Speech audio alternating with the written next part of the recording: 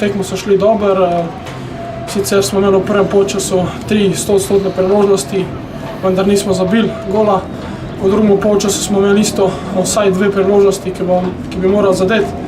Žal nismo in zato je tudi na koncu ostalo 0:0.